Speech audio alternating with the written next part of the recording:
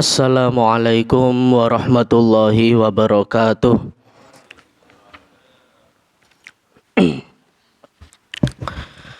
Alhamdulillah, alhamdulillahilladzi wa kafa, wassalatu wassalamu ala ibadihilladzi nastafa, wa ala alihi wa ashabihi ala ahli sidqi wal wafa.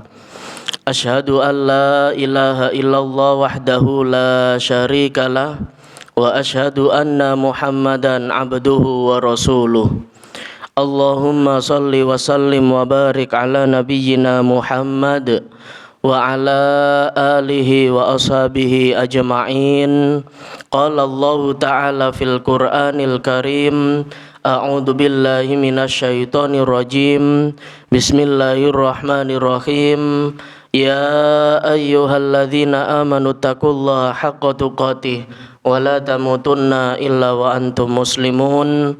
Wa qala Rasulullah sallallahu alaihi wasallam, laisal ghina an kathratil ardi walakinnal ghina ghinan nafsi amma ba'du. Hadirin Bapak Ibu jamaah yang dirahmati oleh Allah Subhanahu wa taala. Alhamdulillah kita bersyukur kepada Allah dengan kudrah dan iradahnya, sehingga pada pagi hari ini kita semuanya masih diberikan kenikmatan oleh Allah Subhanahu wa taala, masih diberikan kesempatan waktu, masih diberikan kesehatan, kekuatan dan keistiqomahan oleh Allah Subhanahu wa taala, sehingga pada pagi hari ini kita semuanya masih bisa merasakan salah satu nikmat iman yang Allah Subhanahu wa taala berikan kepada kita. Salah satunya adalah kita semuanya bisa menunaikan ibadah salat subuh secara berjamaah di masjid yang mulia ini. Semoga apa yang kita niatkan, apa yang kita lakukan ini senantiasa mendapat karunia dan ridho dari Allah Subhanahu wa taala. Kemudian yang kedua, salat serta salam semoga senantiasa terlimpah curahkan kepada junjungan kita Nabiullah Nabi Muhammad sallallahu alaihi wasallam, kepada keluarganya, para sahabat-sahabatnya serta kaum mukminin dan mukminat yang senantiasa taat dan patuh kepadanya. Hadirin Bapak Ibu jamaah yang dirahmati oleh Allah Subhanahu wa taala, di Kamis yang akan datang ini kita akan membahas beberapa hal mengenai keutamaan yang Allah Subhanahu wa taala berikan kepada kita atau kepada keluarga kita bagi yang pernah ditinggal anaknya. Ya, di situ ada keutamaan yang Allah Subhanahu wa taala berikan kepada kita, terlebih kepada ibunya yang sudah melahirkannya, sehingga anak yang belum balik ini dalam kondisi wafat, ya, sehingga apa, Allah Subhanahu wa taala banyak sekali memberikan kemuliaan kepada keluarga tersebut. Ya, langsung saja dijelaskan dalam kitab Adabul Mufrad, a'udzu billahi minasyaitonir rajim. Bismillahirrahmanirrahim. An Abi Hurairah anna Rasulullah sallallahu alaihi wasallam qala. Dari Abu Hurairah bahwa Rasulullah sallallahu alaihi wasallam bersabda, la yamutu li ahadin minal muslimina salasatun minal walad. Tidaklah seseorang dari kaum muslimin yang 3 orang anaknya meninggal dunia, fatamassahun nar, lalu ia disentuh api neraka, illa tahillatal qasam, melainkan hanya sangat sebentar. Di sini ada penjelasan kata tahillatul qasam, yakni terlepasnya sumpah.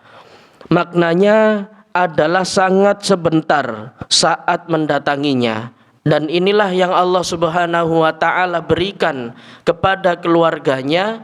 Allah Subhanahu wa taala memberikan kemuliaan kepada orang tuanya. Kok misale ana wong tuwa sing ditinggal anake wafat dalam kondisi belum balik, maka Allah Subhanahu wa taala akan memberikan kemuliaan terhadap keluarga tersebut. Dan salah satu kemuliaan yang sudah Allah Subhanahu wa taala jelaskan melalui hadis Nabi dalam riwayat Imam Al-Bukhari disebutkan fatamassahun nar. Mereka keluarga ini akan menjadi pelindung dari api neraka illa tahillatal qasam, melainkan hanya sangat sebentar. Ya. Masya ngapunten, nek ana keluarga iku sing jauh kepada Allah Subhanahu wa taala, gak pernah ibadah nang Allah Subhanahu wa taala. Ojo onang Gusti Allah menolong orang sesama manusia saja jarang dilakukan. Namun di situ ada anak yang kondisinya dalam keadaan sudah wafat, ya. Maka insya Allah ketika orang tuanya itu nanti akan disadarkan oleh Allah, akan diberikan hidayah oleh Allah, dan suatu ketika hatinya akan diketuk oleh Allah Subhanahu wa taala agar kembali sadar ke jalan yang benar. Entah itu melalui anaknya tadi yang sudah meninggal, seakan-akan diperlihatkan sehingga orang tuanya mungkin menangis, sehingga mungkin orang tuanya gelisah, sehingga dengan hal-hal tersebut orang tuanya bisa mendekatkan diri kita kepada Allah Subhanahu wa taala. Karena apa? Karena keluarga ini adalah keluarga yang mulia di hadapan Allah Subhanahu wa taala. Nah, inilah hadirin Bapak Ibu jamaah yang dirahmati oleh Allah Subhanahu wa taala. Kalau kemarin kita membahas anak yatim, ya. Anak yang ditinggal wafat oleh kedua orang tuanya. Namun hari ini kita sudah berbeda pembahasan, yakni orang tua yang ditinggal anaknya wafat. Inilah salah satu kemuliaan yang sangat agung. Entah itu anak yatim, entah itu keluarga yang ditinggal anaknya wafat. Maka bukan kita bersyukur kepada Allah, bukan. Inilah salah satu bentuk ujian yang Allah Subhanahu wa taala turunkan kepada kita. Makanya di dalam kandungan hadisnya disebutkan yang pertama adalah anak-anak kaum muslimin pasti berada di dalam di surga. Jadi ono arek cilik, ya, sing wis wafat Bapak Ibu ya. Maka anak tersebut inilah yang akan menarik orang tuanya ke dalam surganya Allah Subhanahu wa taala. Saking mulianya, ya. Saking mulianya. Yang kedua, seorang muslim yang anak-anaknya wafat dan ia mengharap pahala dari Allah, ia akan masuk ke dalam surga bersama mereka loh, ya. Makanya ini penting Bapak Ibu, ya. Pasti di antara jamaah mungkin ada yang sudah pernah mengalami ditinggal anaknya wafat. Maka insya Allah kita ikhlaskan, kita pasrahkan kepada Allah Subhanahu wa taala. Kita ikhlaskan dengan menata hati kita, pun boten usah disesali, karena ini adalah bagian dari takdir dan mungkin adalah bagian dari musibah yang dengan cara inilah Allah Subhanahu wa taala mengetuk hati kita untuk senantiasa ingat kepada Allah Subhanahu wa taala. Karena syaratnya wafat itu tidak hanya yang tua, tidak hanya yang sakit, yang muda saja sekarang banyak yang mendahului kita, yang sehat juga banyak yang sudah mendahului kita. Bahkan ada yang sudah dalam kondisi mendadak. Maka hal-hal tersebut inilah yang harus kita jaga, yang harus kita kuatkan iman kita kepada Allah Subhanahu wa taala. Oleh karena itu Allah Subhanahu wa taala berfirman di dalam Al-Qur'an surah surah Maryam ayat 71. A'udzu billahi minasyaitonir rajim wa im minkum illa wariduha kana ala rabbika hatman maqdiya. Dan tidak ada seorang pun dari kalian melainkan pasti akan mendatangi neraka itu. Hal itu bagi Rabbmu adalah suatu kepastian yang sudah ditetapkan.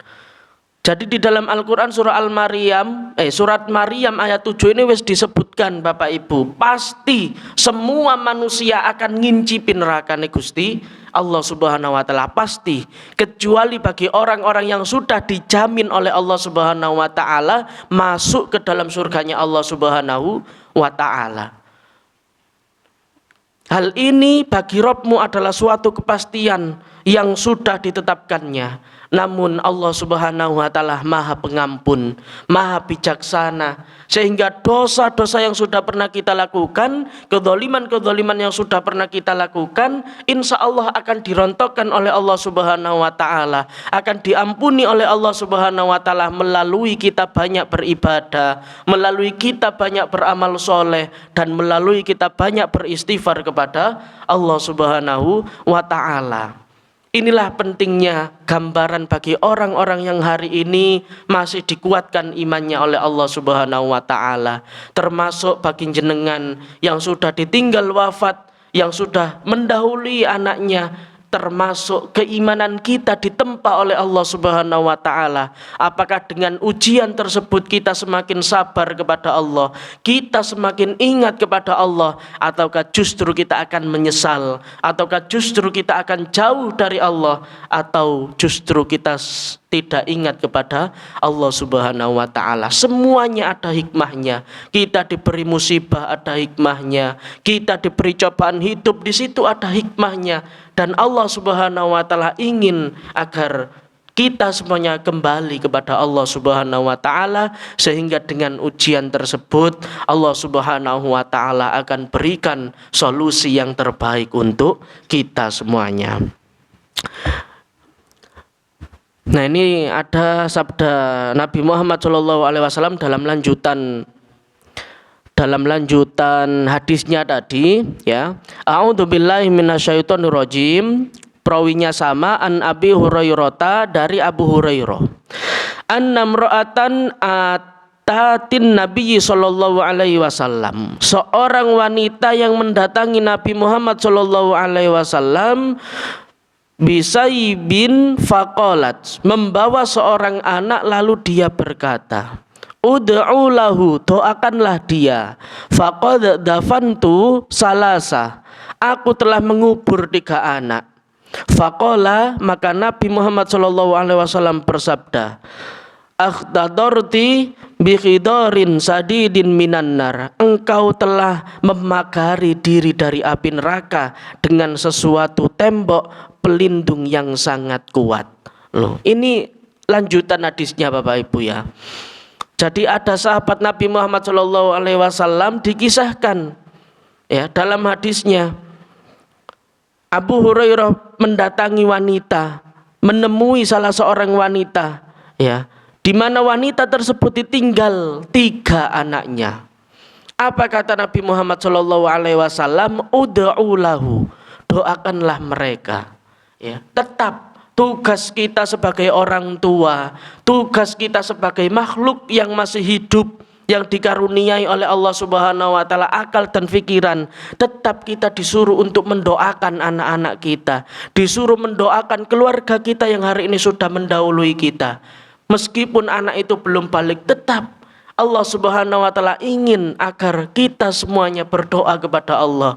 Mungkin dengan cara inilah Allah mengganti ujian ini dengan yang lebih baik. Sebagaimana Nabi Muhammad SAW bersabda, akhtadorti bikhidorin sadidin minan nar, karena engkau telah memagari diri dari api neraka dengan sesuatu tembok pelindung yang sangat kuat. Jadi ketiga anaknya yang sudah wafat ini diibaratkan oleh Nabi, inilah tembok yang paling kuat untuk memagari kita, untuk melindungi kita nanti di hadapan Allah Subhanahu wa taala, agar jangan sampai kita dimasukkan ke dalam nerakanya Allah Subhanahu wa taala. Maka melalui ujian-ujian yang Allah berikan kepada kita, insya Allah ada hikmahnya. Masyolah, ujian terbesar yang sudah kita lakukan, ujian yang terbesar yang sudah kita temui ya, insya Allah di situ ada ibrahnya, di situ ada hikmahnya Bapak Ibu ya. Makanya penjelasan kata al-khidru, tembok, setiap yang menghalangimu dari sesuatu disebut hizar. Ihtizar artinya membuat dinding ya. Dengan membuat tembok pelindung terdapat pengertian tambahan, yaitu masuk surga saat pertama loh ya. Maka anak-anak inilah yang akan menggandeng kedua orang tuanya Bapak Ibu. Makanya hari ini kita bersyukur kepada Allah Subhanahu wa taala. Dua anak ya, kok misalnya anak tersebut senantiasa membahagiakan kedua orang tuanya di dunia ya, tidak hanya melalui kesuksesannya ya, melalui amal ibadahnya ya.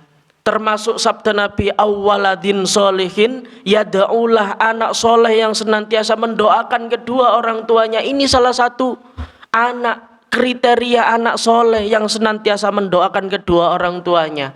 Boleh jadi hari ini anak-anak jenengan adalah sebagai tembok penghalang masuk ke dalam nerakanya Allah Subhanahu wa ta'ala. Makanya pentingnya kita mendidik anak hari ini, pentingnya kita mengenalkan anak itu kepada Allah Subhanahu wa ta'ala. Wayai nang masjid diajak nang masjid, wayai ngaji diajak membaca Al-Quran.